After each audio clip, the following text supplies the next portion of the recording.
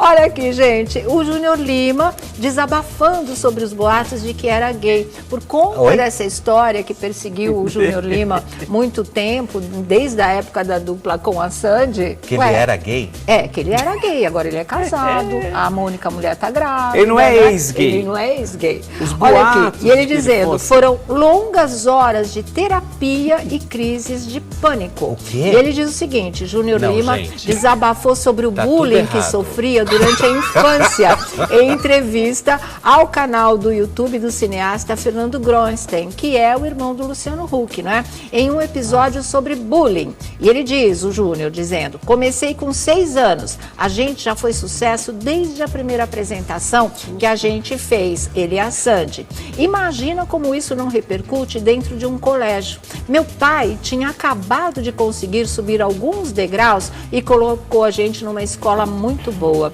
Era um colégio que naturalmente acabava tendo muito moleque folgado. Aí quem não queria pedir um autógrafo queria infernizar. Sofria bullying por tudo, tinha cabelo arrepiado, era famoso filho de sertanejo, porque o sertanejo não tinha o status que tem hoje. Tive que aprender a andar sem ouvir o que estavam falando, me fingindo de surdo. E aí ele parte para esses boatos que a gente conta já e já, girando.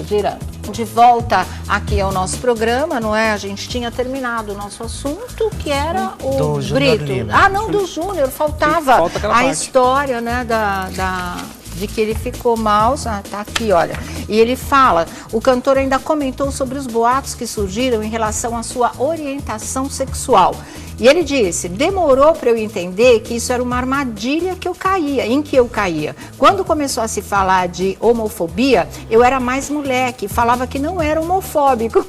Tem um monte de amigo que é gay e nunca tive problema. Mas quando me chamavam de gay, no fundo, eu me incomodava. Eu fingia que não, mas eu ficava sim. Júnior passou a não levar em consideração o que os outros falavam. Mas ele diz, chega uma hora em que você se conhece melhor, vê que não precisa provar nada para ninguém. É coisa muito de quando a gente é moleque, de ter que provar as coisas para os outros. A gente vive numa sociedade machista, onde o premiado é aquele que pega várias mulheres. Sou muito bem resolvido, mas tudo tem seu preço. Foram longas horas de terapia e crises de pânico. Júnior é casado com Mônica Benini, que está grávida do primeiro filho do casal, que vai se chamar Otto. Difícil. Vamos conferir esse vídeo. Vamos lá.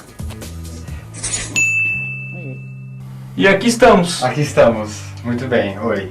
Eu comecei com 6 anos, a gente já teve muito sucesso desde o começo, assim, né? Desde a primeira música, desde a primeira apresentação que a gente fez. Então, imagina como é que isso não surtiu dentro de um colégio, né? Meu pai, ele tinha acabado de conseguir subir uns degraus na vida, assim, então ele colocou a gente numa escola muito boa, tá ligado? E era um colégio que, naturalmente, acaba tendo muito moleque folgado no meu colégio. E aí, quem não queria pedir um autógrafo, queria infernizar, encher o saco. Sofria bullying de tudo, né, cara? Tinha o cabelo arrepiado, então era o cabelo, era porque era famoso, era porque, o filho do sertanejo. O sertanejo não tinha o status que tem hoje em dia. Então teve um bom período da minha vida que eu tive que aprender a andar fingindo que não tava ouvindo, fingindo de surdo no colégio, sabe? Mãozinha aqui na mochila e erguer a cabeça pra não baixar a cabeça, mas no fundo tá baixando a cabeça. Você tá ignorando, tá deixando o cara falar e andando. Isso acabou também me trazendo a possibilidade de refletir a respeito disso muito cedo. Tive que superar esse tipo de coisa e entender que não tinha nada demais também. Depois, quando começou o lance de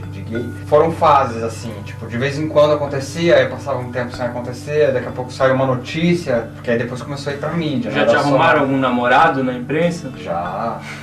Atrapalha de várias formas a vida, esse tipo de coisa, né, cara? Eu não ia ter como brigar com isso, e se eu brigasse, ia inflamar ainda mais, tipo apelido quando você acha ruim que pega. Será que você vai ficar com fama de gay de novo por estar gravando comigo ou não? Não. Não, né, gente? Já passou essa fase, né? Ficar também, mano. Demorou pra eu entender que isso era uma armadilha que eu caía, porque quando se falava de homofobia, quando se começou a falar disso, eu ainda mais novo, assim, mais molecão, pensava, não, eu não tenho isso, eu não sou homofóbico, tenho um monte de amigo que é gay, nunca tive esse tipo de, nunca tive problema. Mas quando me chamavam de gay, no fundo me incomodava, eu fingia que não, falava, não, é assim mesmo, mas no fundo eu ficava Mas acho que chega uma hora que você vai se conhecendo melhor, vai percebendo que você não tem que provar mais nada pra ninguém, porque acho que é muito coisa de quando a gente é moleque, ter que provar coisas pros outros, assim, né? E a gente vive numa sociedade machista onde o premiado é aquele cara que pega um monte de mulher. Eu tenho uma terapia pra resolver esses assuntos. Não são só flores, tá ligado? O lance de é famoso desde cedo, ganhou dinheiro desde muito moleque, ficou rico.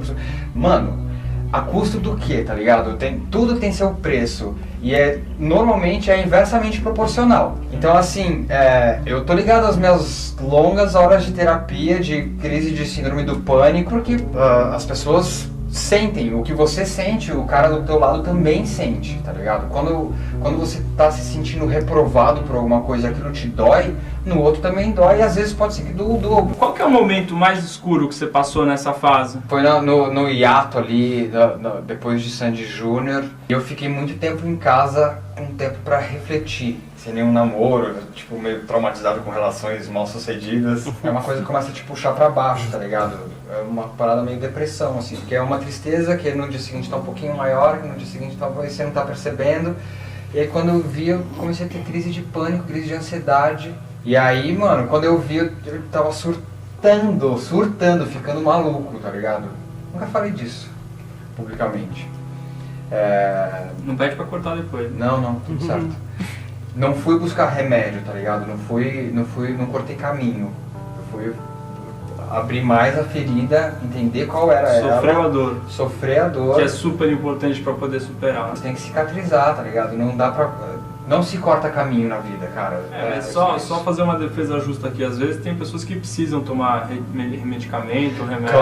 Claro. E aí eu consegui, tipo, com bastante custo, enfrentando os meus medos, enfrentando os monstros e tal. E foi um período de muito amadurecimento pra mim, assim. Foi fundamental e na dor a gente evolui mesmo e é importante, saca? Quando eu conheci a Mônica, eu tava saindo desse buraco aí. Depois disso vem a luz, né, cara? Você superar isso, você fica muito mais forte, fica muito mais sólido.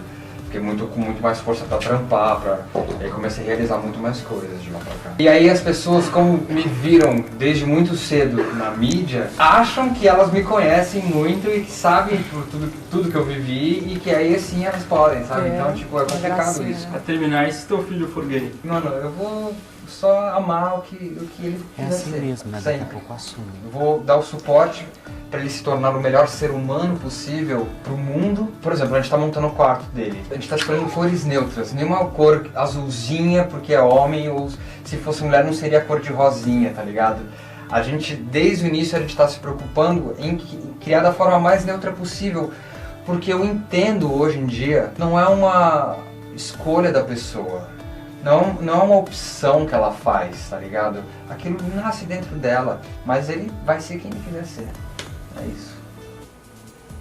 Tá aí, olha, Júnior falando francamente mesmo, abrindo o coração, bela entrevista. Parabéns ao Júnior e ao Fernando Gronstein também.